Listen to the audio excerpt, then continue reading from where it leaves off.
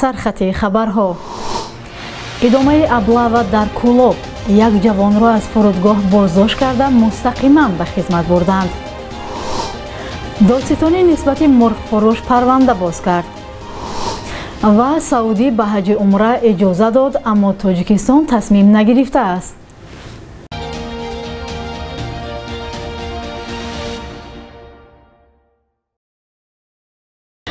سلام، به برنامه نوید بامدادی خوش آمدید. یک ساکنی 20 ساله شهر ترسونزاده را مستقیما در نزد زینه‌پایه هواپیما در فرودگاه کولوب بازداشت و به ارتش بردند. خبرگزاری آزیا پلوس در این باره از قبل یکی از پیوندان جوان خبر داده است. در فرودگاه بین‌المللی کولوب گفتند که درباره این حادثه خبر ندارند. با گفته نزدیکان جوان، او 2 سال این جانب در مهاجرت کاری در روسیه قرار داشته 9 دکبر پس از فهمیدن بیماری بیبیش تعجیلاً به وطن آمده است. پدر این جوان که از او خبرگزاری نام نبرده است نقل کرده است که جوان با خودسری کالوگا کولوب آمده، والدانش او را در خانه انتظار بودند، اما ناگهان زنگ زده خبر می‌دهد که او بازداشت شده است.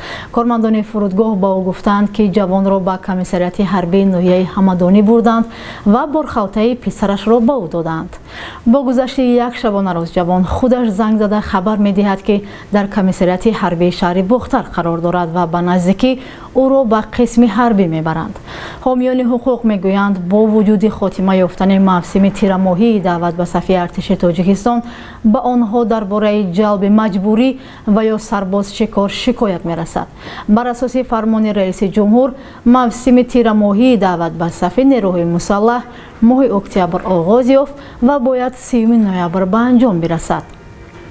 ولی دلربا صمد و مسئول سازمان دفتر آزادی‌های شهروندی میگوید مقامات کمیساریات‌های حربی برخلاف این فرمان و قانون خودسری میکنند. با بهانه از همین معیار از ماده 28 قانون، مقامات‌های بعضی از کارمندان مقامات‌های کمیساریات‌های حربی از حد وکالت‌های خود برآمده با مقصدهای اجرایشی نقشه یا با مقصدهای کورپسیونی از سوء استفاده کرده ایستادن و باید که به این راه نداد. دعوت مهلت دعوت دراز کرده نشده است، قانون مقرر کرده است، با فرمان پرزیدنت برآورده شد تا 30 نوامبر. پروکراتورای شهر خوجند نسبت صاحب دکان فروش کباب مرغی یا گریل که در نتیجه استعمال آن زیاده از 20 نفر ساکنان زهرآلود گشتند پرونده جنایتی آغاز نموده است. در این باره دفتر مطبوعات رئیس شهر خوجند خبر داده است.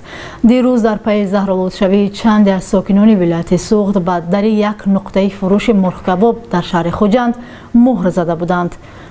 بنا به اطلاع مسئولان پروکراتور این شهر، شهروند محسن جان تاجیبوی صاحب دکان همراه اعضایان عائله‌اش با پخت و پزی گوشت مرغ گریل مشغول گشته طلبات قانونگذاری سانیتاری و اپیدمیولوژی را دغلانه ویران کردند. نام برده بدون گذشتن معاینه حتمی طبی هنگام تهیه گوشت مرغ آن را در داخل ظرف‌های پلاستیکی و آهنین جای می‌داده است. فعلا زهرآلود شدگان به بیمارخانه‌های کسلی‌های سیرایتی رقمی 4 ناحیه باباجان غفورов بستری گشتند و تفتیشات در این سمت ادامه دارد. پروکراتور شهر خوجند از شهروندان دعوت کرده است که اگر آنها نیز از استعمال گوشت مرکزی سودای نام برده ضرر دیدند میتوانند به آنها مراجعت نمایند. روز 25 نوامبر سال روان یکی از کارخانه‌های کلانترین پخت تازه‌کنی در شمال تاجیکستان به کامی آتش رفت. به قول شاهدان سوختار در کارخانه مظفر کو در ناحیه مسچاه تقریبا ساعت 3 شب 25 نوامبر سر زده برای خاموش کردن علنگه آن ساعت‌ها ضرور شد. با گذشت تقریبا 3 هفته از آتش سوزی، اداره سوختار خاموش کنی عامل‌های سر زدن آن را معلوم کرده است. فرزان محمدی گزارش می‌دهد. مقامات انتظامی ناحیه مسچا برای برقصدن آتش زدن در یک از کارخانه عظیمترین کارکرد پخته در این ناحیه پرونده باز کرده است.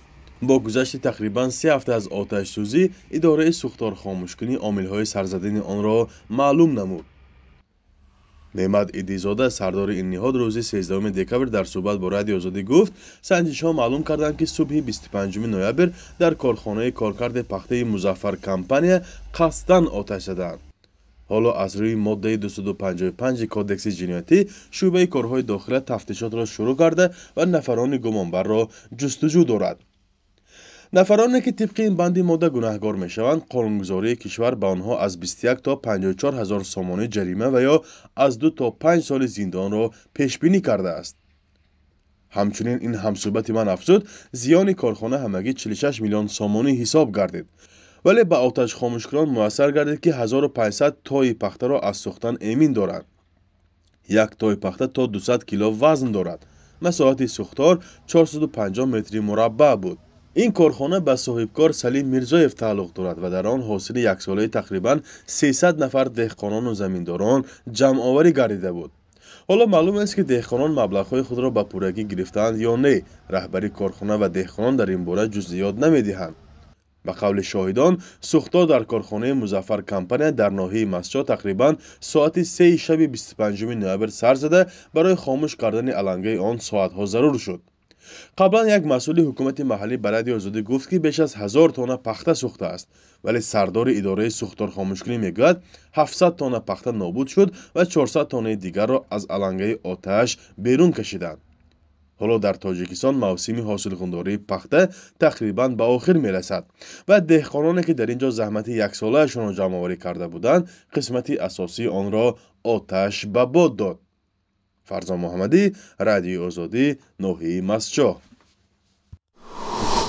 حمید سیفی یک تن از فرماندهان جبهه مقاومت ملی در افغانستان میگوید احمد مسعود پسر احمد شاه مسعود و راهبر این جبهه به تاجیکستان و دیگر کشورهای دنیا رفت و آمد دارد.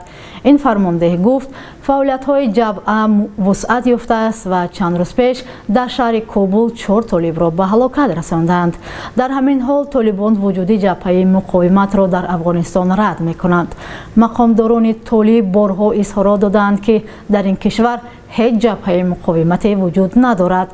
اما حمید سیفی فرمانده این جبهه در صحبت اختصاصی با رادیو آزادی گفت جنگ چریکی را پیش گرفتند و در چند ولایت افغانستان به طالبان ضربه زدند.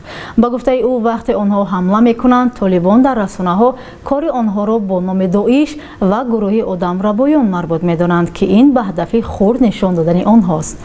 حمید سیفی در صحبت از حمایت رئیس جمهور تاجیکستان هم تاکید کرده سپاسگزاری کرده است. عربستان سعودی تاجیکستان را شامل رویخط کرده است که شهروندانش حق انجام حج عمره را دارند، ولی خواهشمندان میگویند کمیته دین به آنها اجازه سفر نمیدهد. کمیته دین تنظیم عنعنه و جشن و مراسم ملی نزد حکومت تاجیکستان نهادی است که سفر زائرین برای طواف کعبه را تنظیم میکند. در اوج پاندمی کرونا ویروس عربستان سعودی قسما سفر زائرین به این کشور را محدود کرده بود، ولی حالا به آنهایی که واکسن نگرفتند حق سفر میدهد. عبدالستار شریفов یک ساکن ولایت ختلان در صحبت با رادیو آزادی گفت روز 3 دکبر به بخش دینی محل زیستش مراجعت کرد، ولی برایش گفتند که هنوز اجازه سفر را ندارند. در همین حال مسئولان کمیته دین تنظیم عنعنه و جشن و مراسم ملی تاجیکستان تصدیق کردند که واقعا شهروندان کشور حق سفر به عربستان سعودی را پیدا کردند. سخنگوی این کمیته گفت حالا کارهای آمادگی ادامه دارد و ما منتظر تصمیم نهایی ستاد جمهوری اوید به مبارزه با کووید 19 هستیم. در همین حال شهروندان ازبکستان و قرقیزستان دو کشور آسیای مرکزی الکی سفر به عربستان سعودی را آغاز کردند. یک مقامدار آگاه از این مشکل که ذکر نامش را ضرور ندانست در صحبت با رادیو آزادی گفت که با دلیل نامعلوم ستاد جمهوری اوید به مبارزه با کووید 19 اجازه سفر به زائرین را نمیدهد. بخش یک روز تاریخ را در تهیه همکارمان خیرمان بقازاده همراه میبینیم.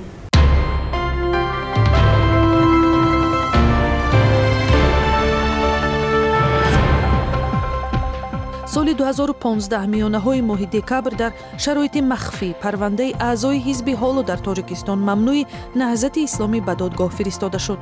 ҳукме ки ҳамчунон пӯшида аз чашми матбуот ва наздикон содир гардид, 2 муовини раиси ҳизбро ба ҳабси абад ва 14 узви шӯрои сиёсии онро аз 15 то 28 соли зиндон маҳкум намуд.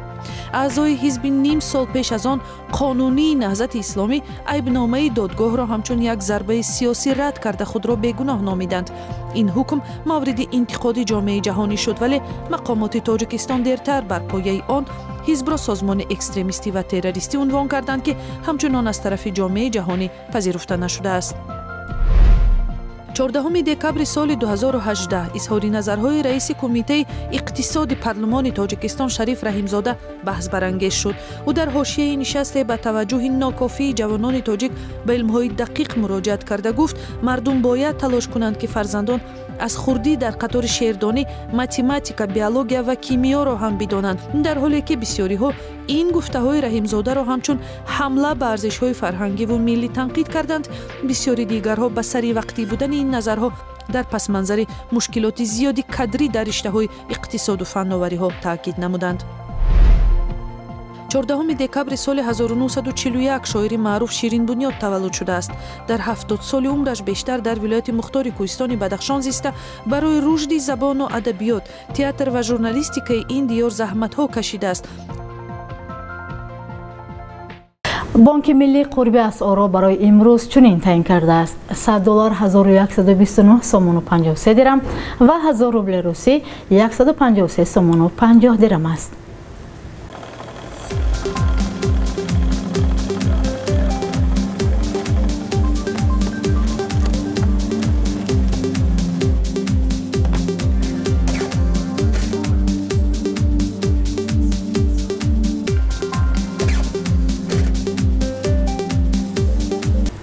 бинандагони азиз, ин буд барномаи навиди бомдодӣ.